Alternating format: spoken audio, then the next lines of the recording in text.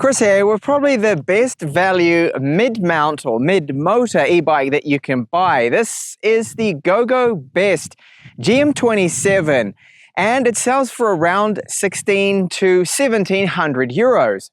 27.5-inch rims, and we have these large fat wide 3-inch wheels, so they're not as bulky and as heavy as the 4-inch wide ones. These are the Havoc from Kenda, so they're a well-known brand of tire and a knobbly off-road tread pattern. The GM27 has these no-brand shocks. Now we do have adjustable preload. It can be locked out, this front shock, and looking at the grease mark here, I have approximately 40 millimeters of travel with this shock. It's overall not too bad for a unknown brand shock. It seems quite strong and offers a decent amount of travel. Another real unknown brand of shock here. This is labeled as a RR1A5. Never heard of them before. It's an air shock and it does give a decent amount of travel too with our rear. We're looking at approximately 25 millimeters of travel according to the little washer that is here. Now it's running about 150 PSI, so it is working. It doesn't use a spring inside, and overall it's not bad, but I'd wish they'd gone for a more known brand like RockShox or Fox, but of course that would push the price up. For brakes, we've got hydraulic 160 millimeter, and they are from a known brand, TechTablets. They do work really well, and the pads have plenty of bite. Later on, you'll see with my emergency braking test. Both the front and the rear hub do have quick releases. The bike's mid-drive motor is from Ananda and it has a plastic guard over the outside of it. Now the motor within it is 350 watts and it can produce up to 100 Newton meters of torque, which is quite a lot. So it's a powerful combination. Now the drivetrain for this mid-motor e-bike here is a very standard Shimano Altus, a 9-speed setup. And our chain, I can't really see any brand, but it's marked with an S on it. And I do hope it is up to the job with all the extra stress and tension you do get from a mid-drive setup. The GOGOBest GM27 does cater for rider heights of 160 centimeters up to 190. The seat post uses a quick release here, so it's easy to lower it and raise it right up. And the seat padding, typical mountain bike style. It doesn't have a lot of padding, but I haven't had any issues with it. It's comfortable enough for me. Now the weight of this bike, it's a bit heavy, quite heavy. It's 35 kilos. Now, even though it's got the motor mounted here in the middle, the weight balance of it is still a little front heavy because of the front shock and our battery, which is located here within the frame. Now, this battery's capacity is 10 amp hours. It takes about 5 to 6 hours to fully charge, and GOGOBest claim that you can get around 50 kilometers range out of it, which of course I'll be putting to the test in this video. The battery pack is locked into place and you do get 2 keys. Our battery sits in there nice and firm. It does not rattle around in the frame, and removing it, you can either charge it in the bike. There is a port down the bottom, or remove it if you want to charge it, say, inside. So you simply just need to turn the key.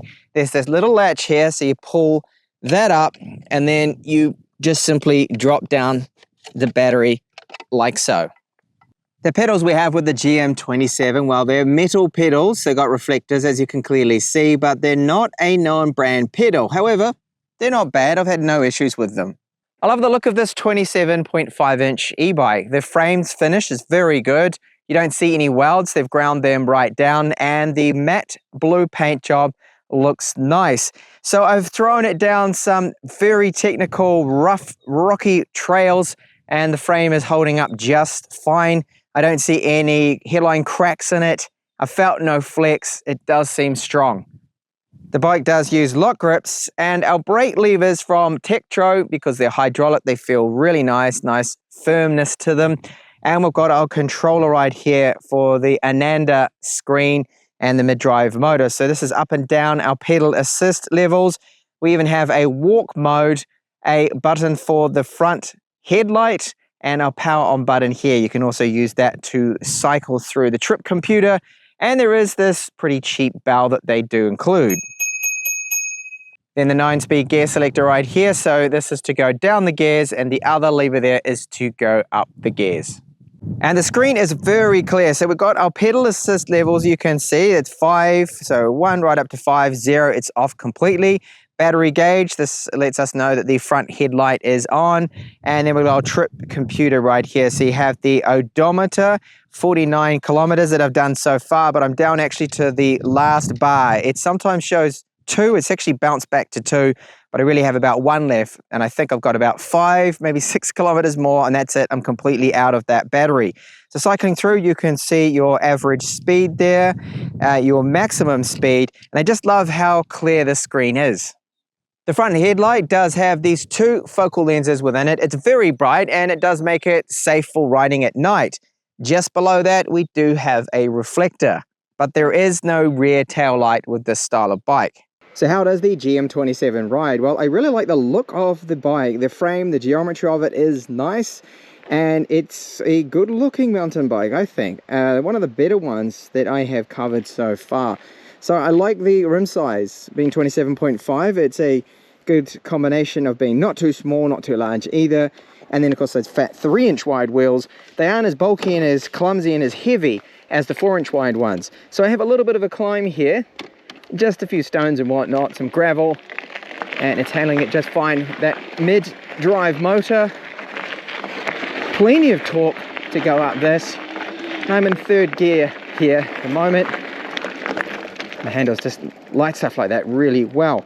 Now I've got plenty of room with this frame size. My knees, they aren't close to the handlebars at all, and I'm a little leant over the riding position, which is typical for a mountain bike style. I'm not completely upright at all, but with all my rides I'm not getting a sore back with it. Spacious frame and overall quite comfortable, and you can hear that motor just a little bit, and the shifts here with the gears, pretty good. Typical Shimano, no issues with them. Now the top speed of the bike is very good thanks to the 27.5-inch wheels and the 9 gears. I'm in the highest gear at the moment, and it's great for just cruising along like this. I'm up to 33 kilometers per hour, and I still have enough gearing here. The ratio is good enough that I can get up to around about 35, 36 kilometers per hour just riding along downhill like this. So a good top speed for this style of bike. Climb test now in my typical spot. Now we've got 100 Newton meters of torque. That's a lot thanks to the mid-drive motor, and it's 350 watts is the peak. Now I'm starting out in pedal assist level 5 for such a steep climb. This is about 20 degrees, and I've got it in the 3rd gear, and this is absolutely effortless. Now the more I give it, the more the bike is going to give me back in return with its torque sensor. I could probably even go up gears here. This is very easy, this climb. So aided by the fact that it's mid-drive, of course, we've got the gearing that can help us, really help us with these climbs. Now if I turn the motor off completely, so I put it into 0, oh, you notice it. Now it's not as impossible, should never do that, change down gears under load. It's not impossible, I can do this, but without that motor it is a lot more difficult, such a steep climb. And now my emergency braking test. So the brakes on these are from a known brand, Tektro. Really good bike with the brake pads, 160 millimeters. So from this post, that's not bad at all. Very good braking performance. Now it's a little bit easier on the brakes there because they're so powerful. I don't want to lock up the front as well. There's not really any chance of me doing that with these knobbly tires. They do give us a lot of traction, but when you need to stop, you can do so effortlessly with these Tektro brakes. Now because this bike does climb so well with its 100 Newton meters of torque, I'm going to put it to the test here and climb up to that tower that you can see just there. All right, that's quite high, that's a big climb, and I'm going to see if the motor is going to overheat, which can be a bit of an issue with these mid-drive motors. So this climb is quite steep in places, and they do say GOGOBest that this bike can handle up to 35-degree climbs. So again, I'm in pedal assist level 5 of 5, and I'm using the 3rd gear here, and it is relatively easy to go up, but these steeper parts you certainly hear the motor a little more. Now continue right to the end and we'll see if it's going to overheat or not. It shouldn't. Now this part here is really quite rocky and steep. No, I'm not going to go on the path, that's the easy path. On the left, no, take the right, which is very rough. Now I'm used to riding stuff like that, which is quite technical but very rocky on a 29-inch Trek Rail 5. I don't want to see how this is going to handle it. The main thing is you've got to keep your momentum. If you keep that momentum going, you should be okay, like I am now. And, whoa, oh, almost coming off here. Oh, very hard going.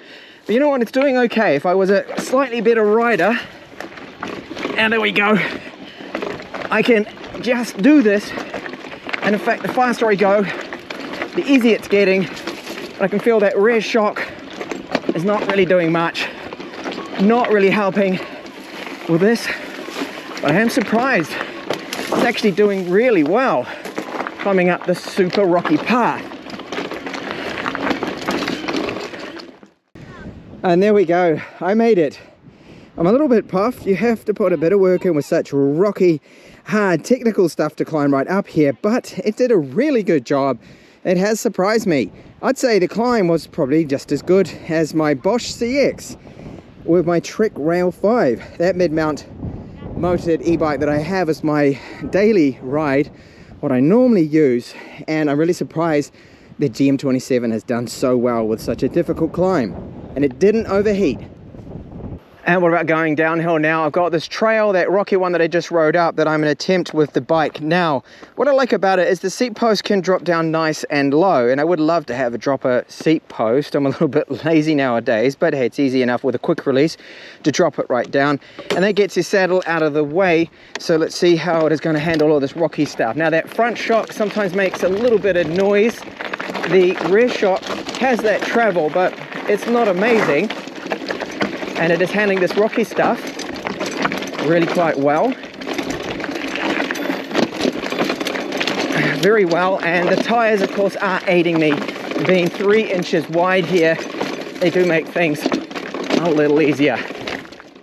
Now this is very rare that the claims with the mileage, the range that you can get out of this, actually do match what I'm seeing here. They say 50 kilometers, that's what you can do, and I can probably do maybe about 55 here, slightly over. It's very rare for me to be standing here and saying that, because normally these manufacturers, they'll say, yeah, you can do 100 kilometers, and then I only get 60 or 50 or something like that, half of it. No, not with this is GM27.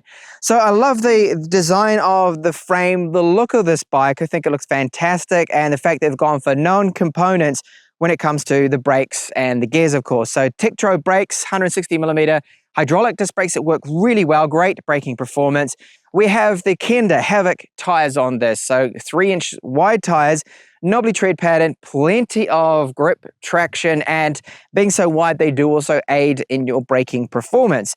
Shimano Altus for the gears, yeah, you know, that's pretty low level. It's nothing amazing there. And will it be able to take the chain and the cassette at the rear, the extra load from having a mid-drive motor setup? We'll have to find out. Time will tell, just like the air shock that we have for the rear. It does its job, it's fine, and I get about 25mm of travel, almost 30 there. That's pretty good.